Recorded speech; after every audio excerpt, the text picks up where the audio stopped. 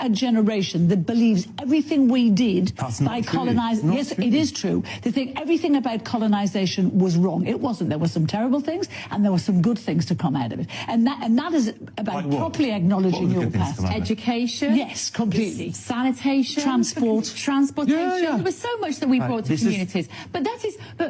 But you see, you're typical of what we're talking about. No, I'm saying that colonization, the empire was wrong. It was wrong, full stop. That's, the things that Britain might have done. But that's very much through your modern sensibilities, you might say that, because we wouldn't now routinely go into other countries. It was a profoundly racist set of basically invasions of other people, where we subjugated people to our rule and have made them work for us. It was completely made their countries work. But imagine yourself in the shoes of a 13-year-old boy hearing you say that. Yeah. Right. Yeah. What do they then? How do they then carry that through life? Well, in terms of who I am as a Brit. But it's not about. We had racist ancestors. But I'm saying that we hear much more of that than we do about the benefits of that period of time. Well, because I don't think there were benefits. I think that we have to be completely... Of course there were. I don't think there were. There were benefits to us. Those countries did not, Jonathan, those countries... It absolutely does. Those countries did not have money. They did not have the creativity. They did not have people in positions of power to do this. No, they didn't. Countries. They just didn't live like Britain did. It doesn't make it worse. It just makes it different. So it's okay to live without education, and it's okay to live without a transportation system, is it? They did have education. It just wasn't our education system. They had language. It wasn't our language. This cultural medicine we brought to precisely what we have. Yes. I don't know. Look, I don't know why we're even. For generations, a single question has divided historians, theologians, and politicians alike. Was colonization good for Africa? Proponents of empire often insist that colonial rule brought civilization to a dark continent, a phrase heavy with ignorance, arrogance, and the presumption that Europe alone defined progress. This argument, first popularized during the late 19th century scramble for Africa, still echoes today in classrooms, boardrooms, and online debates. But to examine that claim, one must first understand what civilization truly means. If civilization is the organized expression of human creativity, art, governance, ethics, spirituality, and science, then Africa was already home to civilizations long before any European set foot on its shores. The so-called civilizing mission was less a gift and more a justification, a moral cover for conquest and exploitation. European powers wrapped their hunger for territory and resources in the language of salvation, arguing that by bringing Christianity, literacy, and commerce, they were elevating Africa from barbarism. Yet, the historical record shows otherwise. Behind the hymns and sermons were gunboats and chartered companies. Missionaries often arrived as spiritual wing of empire, softening resistance before administrators and soldiers completed their takeover. In public, colonizers spoke of enlightenment, but in private, they drafted treaties that dispossessed kings, redrew boundaries, and extracted labor. The civilization narrative persists partly because colonization did create visible infrastructure, roads, ports, railways, schools, symbols that modern observers mistake for benevolent development. But these were built not for African prosperity. They were methods of extraction designed to move ivory, rubber, gold, diamond, and human labor towards European markets. To understand what Africa lost and what it still fights to regain, we must look backward to the vibrant societies that existed before colonial intervention. Long before colonial rule, Africa was a continent of immense diversity and intellectual achievement. From the banks of the Nile to the rainforests of the Congo, from the savannas of West Africa to the highlands of Ethiopia, Africans developed complex political systems, trade networks, and philosophies that rivaled any in the ancient world. In West Africa, the empires of Ghana, Mali, and Songhai rose and fell over centuries, each leaving behind legacies of governance and scholarship. The city of Timbuktu, with its libraries and universities, attracted scholars from across the Islamic world. At the height of Mali's power in the 14th century, Mansa Musa's pilgrimage to Mecca displayed not barbarism, but breathtaking wealth and sophistication. Further east, the Kingdom of Benin astonished early European visitors with its urban planning, intricate bronze castings, and centralized administration. Its walls and moats stretched for hundreds of kilometers, an engineering feat that predated many European fortifications. In Central and Southern Africa, the builders of Great Zimbabwe constructed stone complexes without mortar, reflecting both architectural genius and a thriving trade system that connected the interior to the Indian Ocean. On the coast, Swahili city-states like Kilwa, Mombasa, and Sofala engaged in commerce with Arabia, India, and China, blending African, Arab, and Persian influences long before European arrival. Pre-colonial Africa was not an anarchic wilderness. It was a continent of structured polities. Kingdoms such as Oyo and Ashanti maintained bureaucracies, standing armies, and systems of taxation. Councils of elders balanced monarchic power, and customary law guided disputes with remarkable nuance. In Yoruba lands, governance was distributed. The Alaafin ruled with the consent of the Oyomesi Council, while local chiefs administered towns. This equilibrium of authority and accountability defies the colonial stereotype of despotic tribalism. African civilizations were also rich in metaphysical thought. Ifa divination among the Yoruba served not merely as fortune telling, but as a sophisticated epistemology, a way of understanding destinies, ethics, and human interconnectedness. The oral verses of Ifa contain philosophy comparable in complexity to Greek or Vedic traditions. Across the continent, spirituality was interwoven with governance and ecology. Sacred groves preserved biodiversity, ancestral reverence reinforced social morality. To call these societies pagan was to misunderstand a worldview where the divine animated all of nature.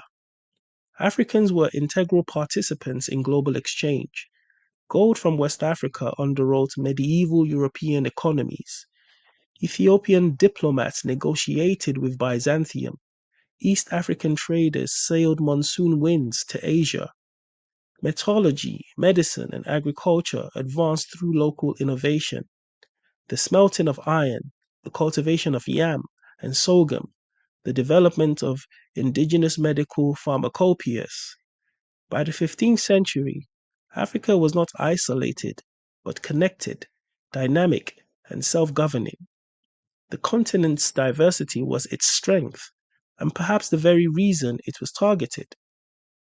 When Europeans arrived, they encountered organized polities whose complexity contradicted the myth of primitivism, but acknowledging African accomplishment would have undermined the moral justification for conquest.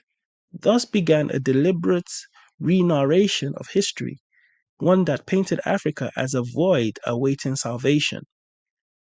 To claim that colonization brought civilization is therefore to ignore the civilizations it displaced. The next chapters of this story reveal how the ideology of the civilizing mission emerged and how religion became its sharpest weapon. As Europe industrialized and expanded in the 18th and 19th centuries, a new justification for empire took hold. The idea that colonization was not only profitable but moral. This ideology, known as the civilizing mission, claimed that European powers had a divine duty to bring Christianity, commerce, and civilization to the heathen world. At its core lay a contradiction. The same Enlightenment thinkers who wrote about liberty, human rights, and equality also rationalized racial hierarchy. Philosophers like Hume and Kant speculated about African inferiority. Explorers described the continent as the land of darkness by dehumanizing Africans.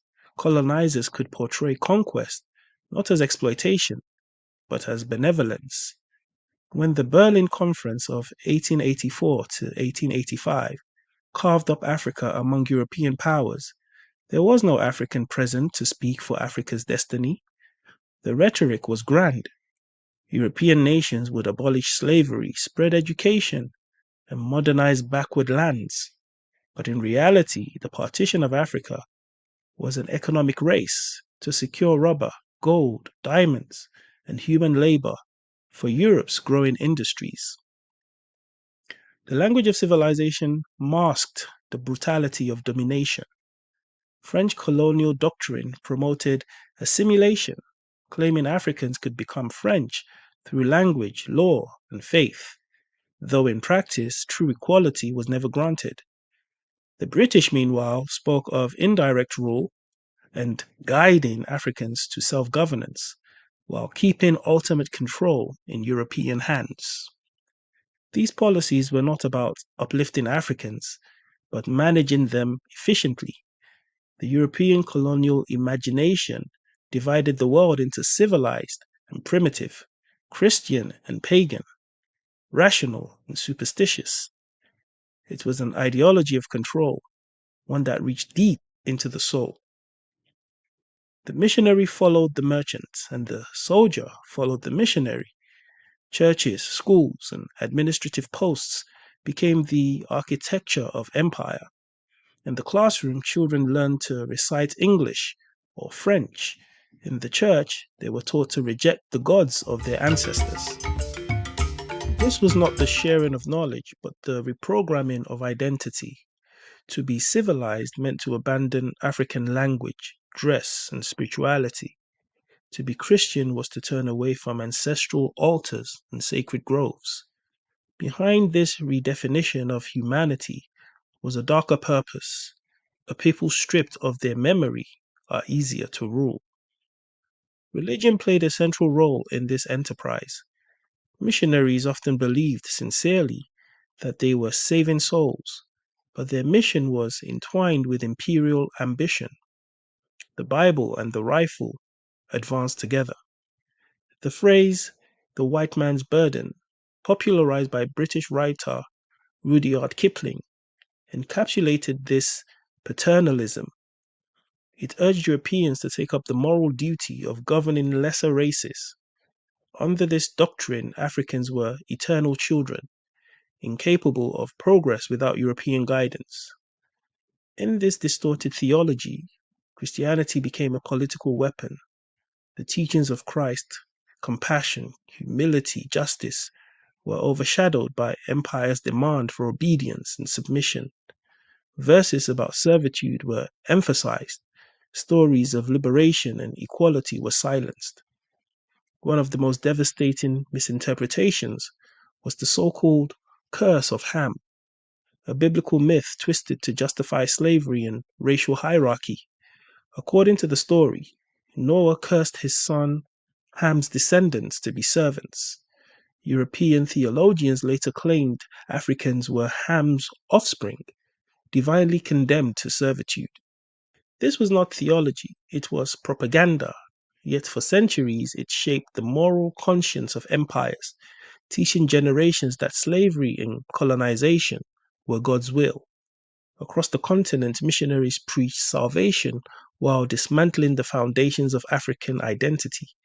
The Ifa divination system, for example, was labeled as witchcraft.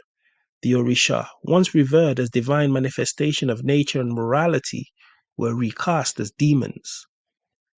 In the eyes of colonizers, African spirituality was not a philosophy but a threat, a rival system of authority that could unite people around their own gods rather than the foreign king. Churches rose where shrines once stood. Sacred forests were cleared to make way for mission schools. Drums, chants, and ceremonies were condemned as heathen. In many regions, conversion was not merely encouraged, it was enforced. But Africans did not submit entirely. Some communities hid their traditions behind Christian symbols, merging the old and the new. In the Caribbean and the Americas, enslaved Africans transformed oppression into resilience, blending Catholic saints with Orisha deities, giving birth to Santeria, Candomblé, and Voodoo. Even within Africa, resistance took subtle forms. Converts attended church but still consulted the Babalawo. Families baptized their children but whispered ancestral names in secret. Faith became a battlefield, not between God and the devil, but between identity and erasure. As missionaries preached about saving souls, colonial administrators were rewriting land laws, imposing taxes, and recruiting forced labor. The pulpit and the government's desk worked hand in hand. While one promised heaven, the other secured profits. By the dawn of the 20th century, nearly the entire African continent was under foreign control. The so-called light of civilization had come, but it cast a long shadow. In the next part, we'll explore how Christianity and colonial rule merged to suppress indigenous systems like Ifa and Yoruba spirituality, and how Africans resisted the theft of their spiritual sovereignty. When Christianity took root in Africa, it didn't arrive as a guest. It arrived as a conqueror armed with scripture, backed by empire, and powered by the belief that all who came before were lost. In Yoruba lands, this clash of faiths became a struggle not just over gods, but over memory itself. Before the missionaries came, Ifa was not a religion in the Western sense. It was a vast system of knowledge, a sacred science that governed ethics, medicine, governance, and destiny. It was oral literature, philosophy, and spiritual technology, all woven together in the verses of Odu Ifa. Each consultation between a Babalawo and a seeker wasn't merely fortune telling, it was a dialogue between the visible and invisible worlds. The Yoruba saw life as an unbroken chain, linking ancestors, the living, and the unborn. To live rightly was to maintain harmony with one's Ori, one's inner divine consciousness, and to align with the universal balance known as Iwakbele, which translates to good character. This worldview was rich, ordered, and deeply human, yet to the colonizers it was pagan superstition. Missionaries labeled Ifa priests as witch doctors and sacred symbols as idols. The divination tray became a tool of the devil. The Yokbele chain, a cosmic code of wisdom, was dismissed as sorcery. Schools established by the missions forbade traditional names, languages, and rituals. Children were taught that salvation required rejecting their ancestors. The new Christianized African was told that to be modern was to erase the old self. But beneath this spiritual colonization lay something deeper, the psychological conquest of a people's sense of worth. Ifa taught that every human carried divine wisdom within. Christianity, as weaponized by colonizers, taught that humans were born sinful and must seek salvation through a foreign god. Ifa emphasized balance with nature. Colonial Christianity preached dominion over nature. Ifa taught that truth was revealed through dialogue with the unseen. Empire taught that truth came only from the colonizer's book. This was not just religious conflict. It was epistemicide, the killing of a knowledge system. Missionary records show deliberate efforts to destroy sacred groves, burn charms, and publicly denounce diviners. Conversion was often tied to material incentives, food, education, or access to colonial jobs. To survive, many Africans adopted the new faith outwardly, even as their hearts whispered the old prayers. Yet Ifa endured, quietly, stubbornly. It went underground, encoded in folklore, music, and the rhythm of everyday life. The Yoruba spirit refused to vanish. Over time, a new synthesis emerged. African priests began to reinterpret Christian scriptures through the lens of Ifa. Concepts like destiny, sacrifice, and divine justice found new meaning. For many, Jesus became a figure of ancestral compassion, not a replacement for Orisha, but a mirror of them. Still, the scars of suppression remain. The idea that African spirituality is backward or evil persists even today, a legacy of colonial brainwashing, so effective that its victims became its enforcers. The colonizers didn't just occupy land, they occupied the mind. And until that occupation ends, the true decolonization of the African spirit remains unfinished. While the missionaries worked to conquer the soul, the merchants and administrators plundered the body of Africa, its land, its labor, its resources. Colonization was never truly about civilization, it was about control. Christianity provided the moral cover, economics supplied the motive.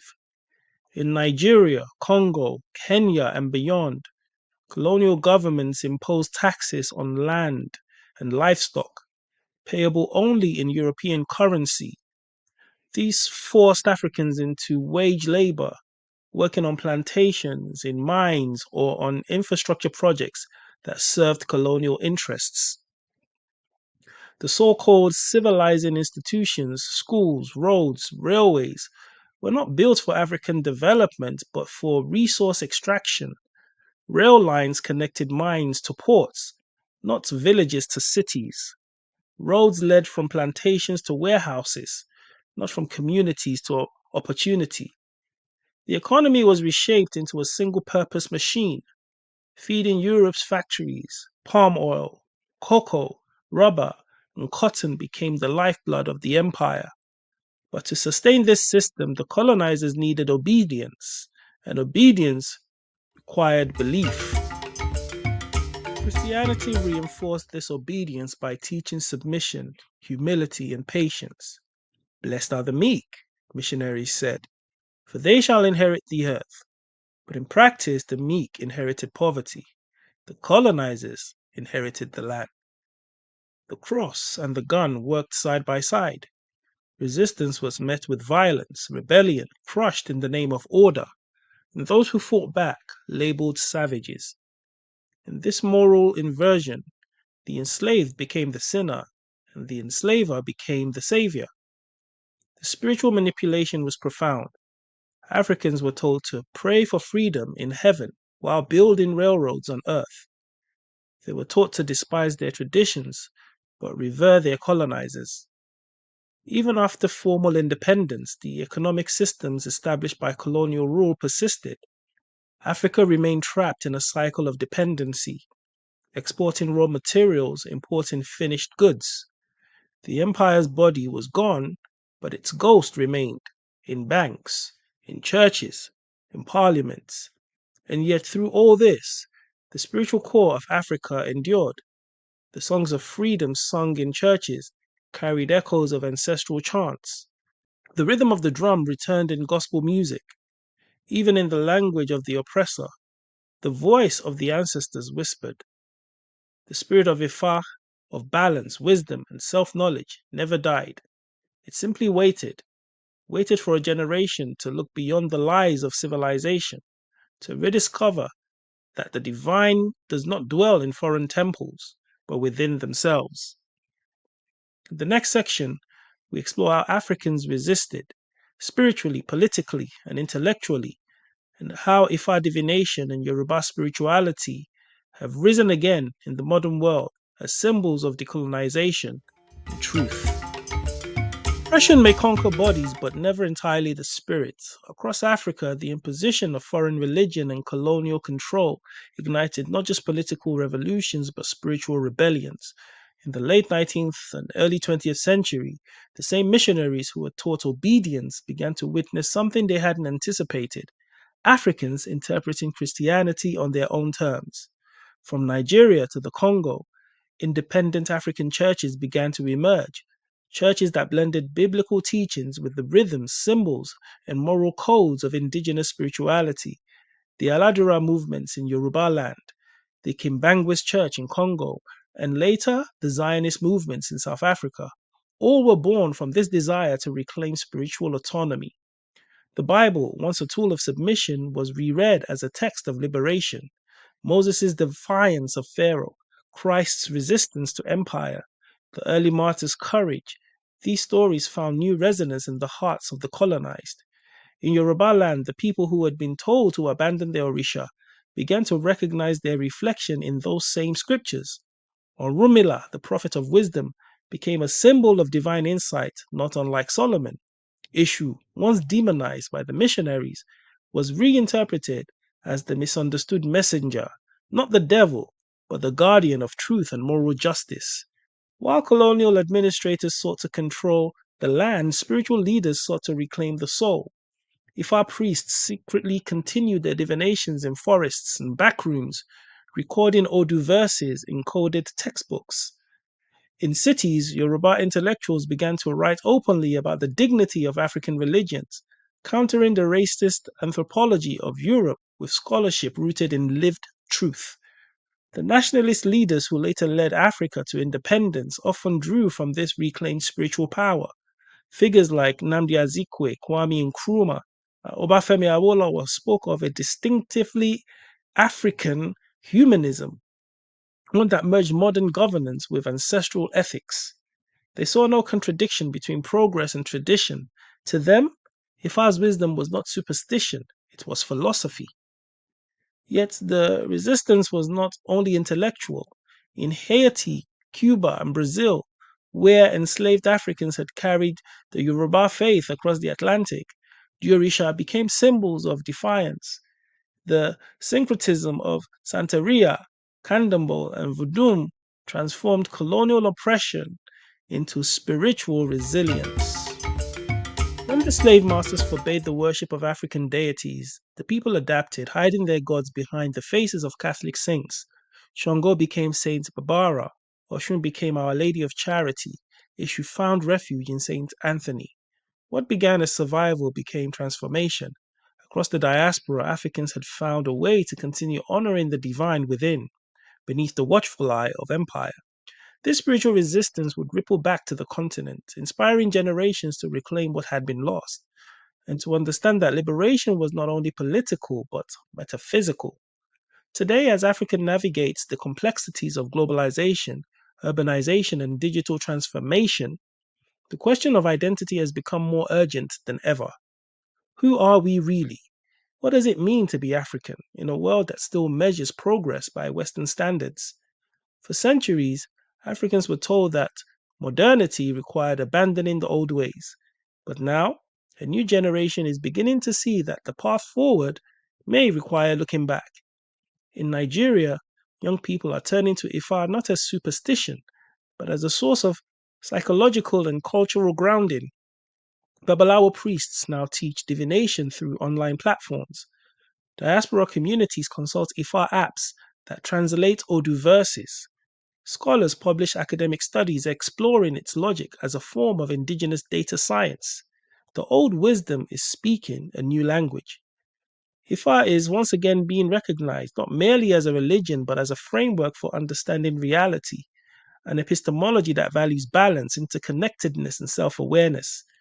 In an era of environmental crisis, its ecological teachings resonate deeply.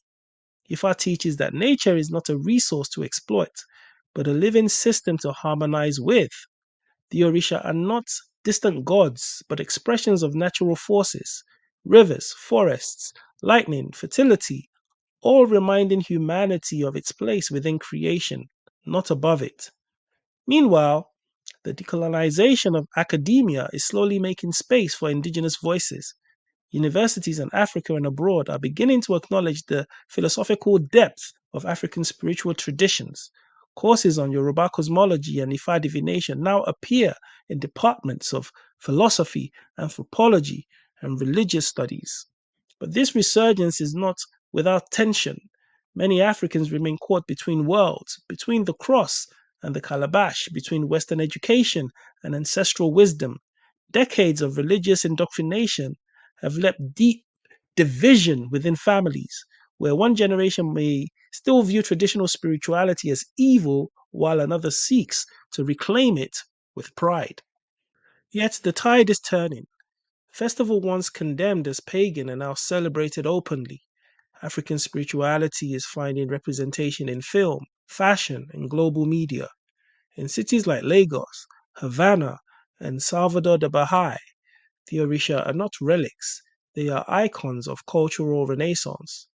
To reclaim Ifa is not to reject Christianity or Islam, it is to restore balance, to remember that Africa's soul was never lost, only silenced.